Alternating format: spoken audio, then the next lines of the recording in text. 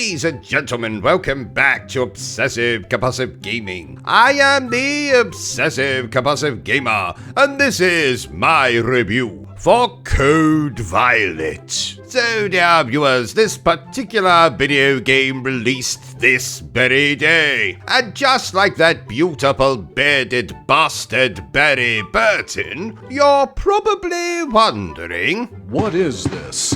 Code Violet is a survival horror third-person action video game, PlayStation 5 exclusive, in which we play as Violet Sinclair, who awakens in the Aeon bioengineering complex, which just so happens to be swarming with ferocious prehistoric dinosaurs. So as Miss Sinclair, we'll have to gear up, manage our inventory, uncover Ion's dark secrets, and of course, fight to survive. Now, before we get into the review properly, dear viewers, just lend me your ears for just a few moments, as I tell you a couple of things I want you to bear in mind when considering whether or not you would like to play this game, and whether or not you are going to trust some of the reviews that already are out there, most notably from IGN, who, surprise, surprise, trashed the game. So first of all, let me tell you, this game was developed by Team Kill Media, who essentially are a four-person team. And no, I don't mean they're a four-person team with the help of hundreds of animators and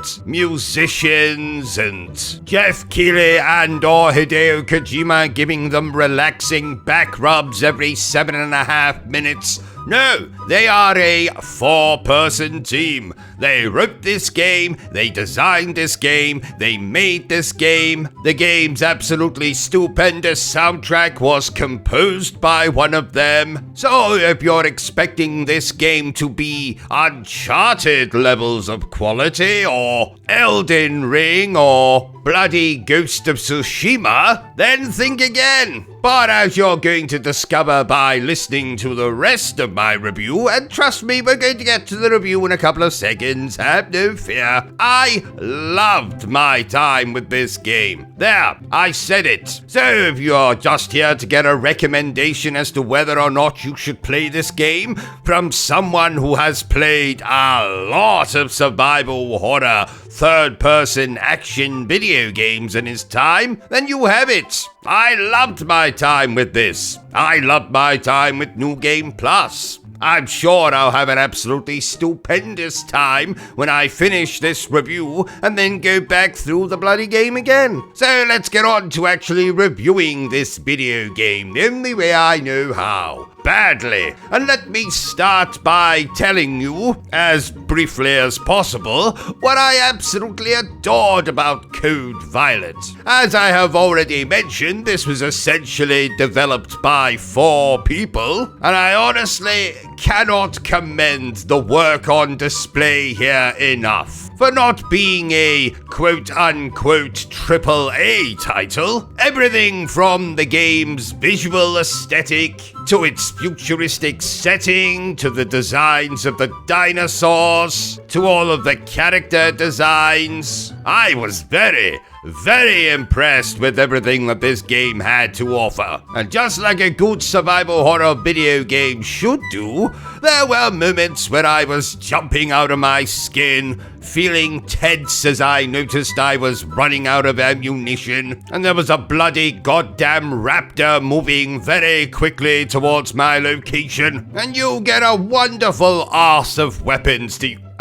wonderful arsenal of weapons to use against the dinosaurs in this game. Everything from a pistol, to a shotgun, to an assault rifle, to grenades, even a bloody knife if you want to be brave and attempt to take this game on. A knife-only run, that kind of thing. Hell, maybe I'll try that. Though then again, maybe I won't. I'm not known in the gaming arena for my absolutely top-notch skills in survival horror games. I'll leave that to some of those other Resident Evil style YouTubers to take on. Like that Borka Soup fellow. I think that's how you say his name. Borka Soup. Borka Soup. Borka. Yes, I'm sure I'm saying that absolutely correctly. But if I'm not, I'm sure someone will correct me. I just loved exploring in this game, which is something I always do in survival horror games, you know. Figure out the layout of the area, pick up all the items that I can, you know, ammo, memos, the occasional Mars bar that some slightly overweight employee forgot to eat on their lunch break. You know,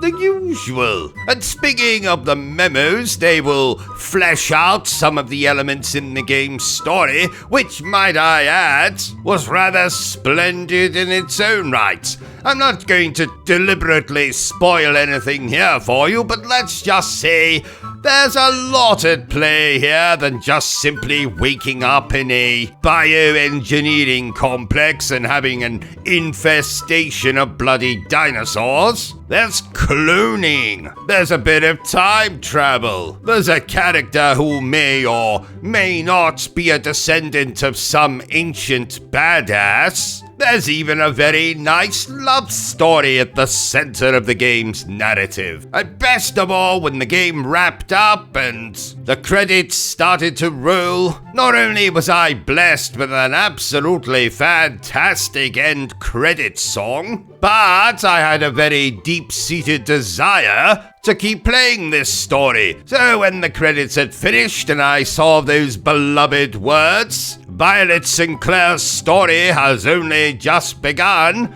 I got quite excited, and I hope these chaps do get the ability to make a sequel to this game, because I personally would absolutely love that. Especially since I'm not anticipating a Dino Crisis remake on the horizon. Rather appropriate I mentioned the Dino Crisis remake, because this game does for Dino Crisis what Daymare 1998 and 1994 did for Resident Evil 2. But don't get me wrong, dear viewers, Code Violet is miles ahead of Daymare. Miles! Though I do still find that game rather hilarious, especially thanks to its absolutely dreadful script and voice acting, and I'm happy to report that the voice acting in Code Violet is all pretty top-notch. This does everything that I want from a third-person horror title. It's got very good, albeit pretty standard third-person shooting. It's great to finally be able to take on dinosaurs in a serious attempt at a survival horror game once again. Yes, I know there's been other horror games out over the years that have attempted to feature dinosaurs, but I think this might be the actual most successful attempt at that yet. There's a great little story here, with lots of twists and turns, and a mystery that may or may not be uncovered by the time the credits roll. There's those types of puzzles you'll be used to if you played any of the more recent Resident Evil remakes, like finding card keys to open doors, looking for codes to unlock lockers, you know, all that kind of stuff. And while the game doesn't have a lot of boss fights, I really enjoyed the ones that are here, especially the one against this kind of human dinosaur hybrid that reminded me very much of that lesser-known Peter Benchley novel, White Shark. In fact, that was adapted into an absolutely splendid little television movie. And I don't know why, but when I was playing the game, I kept getting little flashbacks, and I kept thinking about the Resident Evil movies made by Paul W.S. Anderson. And I don't mention that as a criticism, you understand. I absolutely adore those movies, despite what they did with the source material. In fact, I could very much see if a film version of Code Violet was ever made, Paul W.S. Anderson would probably write and direct it, and his oh-so-beautiful wife Mila Jovovich would probably star in it. As Violet, obviously. She's not gonna play a bloody dinosaur, is she? At least not in a non-sexual way anyway. So I would be remiss if I didn't mention some of the game's shortcomings. And most of these are technical based from what I understand, and I'm sure a lot of these issues will be patched out, fixed. The most notable one being that sometimes when I went into the save room and used the storage box thingamajig, one of my bloody weapons would just disappear into thin air, as though a zombie version of bloody Paul Daniels waved a magic wand over it or something. And this didn't just happen for me once, not twice, but 3 times during my playthrough. But luckily for me, I was mostly using the shotgun in my playthrough, so that didn't disappear and I was able to get through the rest of the game mostly unimpeded. So just beware of that. Also, of course, like I've said a couple of times, this is not a AAA game, so you may run into the occasional stutter, the occasional bit of popping, some graphical hiccups, but absolutely nothing that I would consider to be game-breaking. And aside from my weapons disappearing, which was, a little bit annoying, there was certainly nothing in the game that detracted from my enjoyment of it. So while websites like IGN might not have got on with this game in the best way, I myself adored it. Therefore, I declare that Code Violet is splendid.